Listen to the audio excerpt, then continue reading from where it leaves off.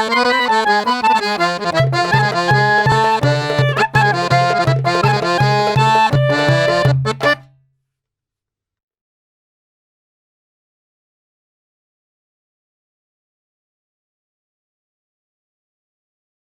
have seen life change in the last 5 to 6 months is something that we had never seen before.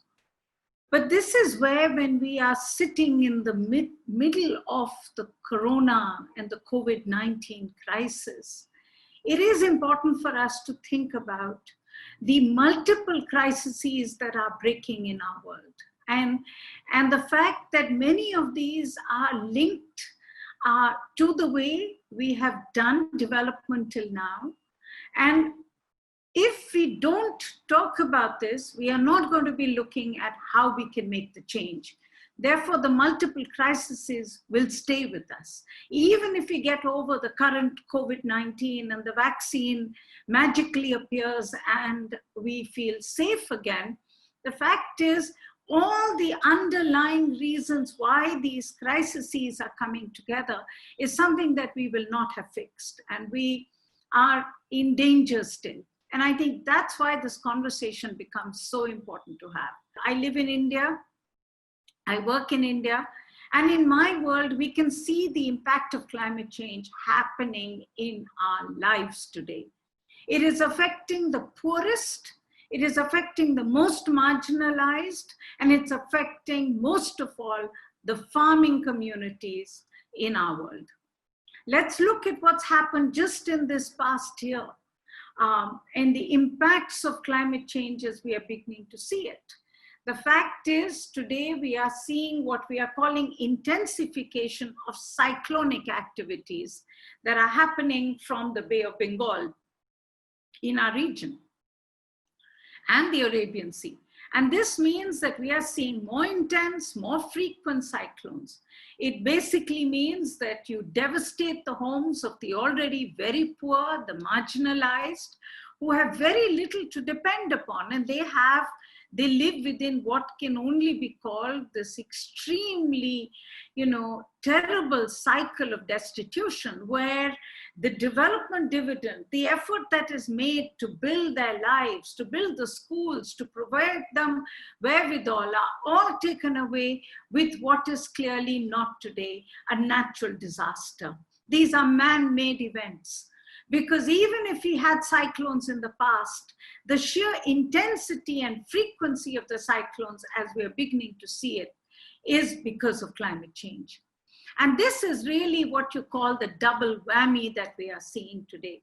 We have poor development that is happening in our world, where governments haven't invested enough in the social, in building the social infrastructure of poor communities, in making sure that we build for ecological security. And on top of that, you're getting extreme weather events. Take a look at floods today. I mean, most of our part of the region is under flood because because today rainfall comes with extreme rain events. So you're getting massive downpours that are happening. And this, scientists say, is clearly linked to climate change. So with these extreme rain events, you get flooding happening across the region. You get the fields of poor farmers underwater. And this is happening because of the way we are also doing development. We are building in floodplains. We are building where we should never have built. We are not investing enough in our water infrastructure, in creating ponds, tanks, lakes, which could be the sponges for the water. And without this ecological infrastructure, without the social infrastructure, climate change is coming as a double whammy. And this is really what we have to understand, the sheer injustice of it, the immorality of it, because at the end of the day, it is the poor in the world who are not the cause of the emissions, the greenhouse gas emissions that are today providing the stock of emissions in the atmosphere, which are leading to temperature increases, which are leading to these extreme weather changes that we are beginning to see and the devastation. But they are the victims of climate change. And I think that immorality is something that we have to talk about, because for too long we have believed that the very word morality is something which is very old-fashioned, something you don't talk about, that the whole world is about, business as usual. It's about moving ahead. It's about, winners taking all, and that if the poor are poor, it's their fault. But the fact is today, it is our development, our growth, our emissions in the atmosphere, which are leading to their devastation. And that then tells us what climate change is about. It also tells us what the future has to be. Because let's be very clear, the poor are victims of climate change today. The rich will also be victims of climate change tomorrow. There is no society in the world which is so rich that it can withstand the devastation that will come because of climate change. And I think that's the issue that needs to be discussed today as we sit in a COVID hit world. We need to talk about what this world that we have built till now has to provide the lessons for in the world that we go forward. The fact is that if you look at COVID-19, it's about the dystopian relationship we have with nature.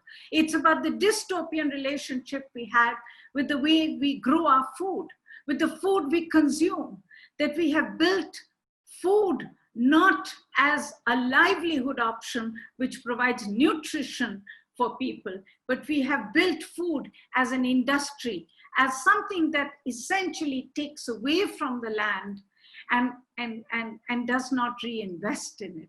And I think that's really where the conversation of the future has to move to.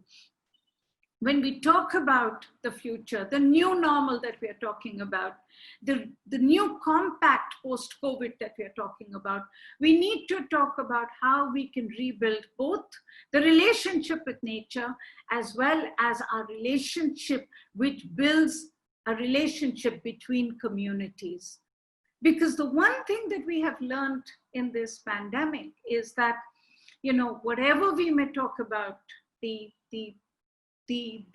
new normal has brought us, the one thing that we have missed more than anything is the lack of the community, the lack of a sense of being part of the community. And that's really the biggest lesson going forward, because climate change is about building a cooperative agreement, both between nations and within nations. And if you start doing that, then you build for cooperation between the urban and the rural. In the rural, you build for cooperation between the land and the farmer. You build for cooperation between the rich nations and the poor nations, because you accept the fact that we are all vulnerable and that we have to make the changes for the new future. So I think that's really, to me, the big lessons that come out of our current crisis. And I don't think, if we cannot understand disruption and we cannot understand the need for change now, we will never do so as humanity. So I can only hope that the COVID crisis and the lessons and the shocks that it has given us will teach us much more for the multiple crises that remain in our world and the new ones that are going to come. Thank you very much.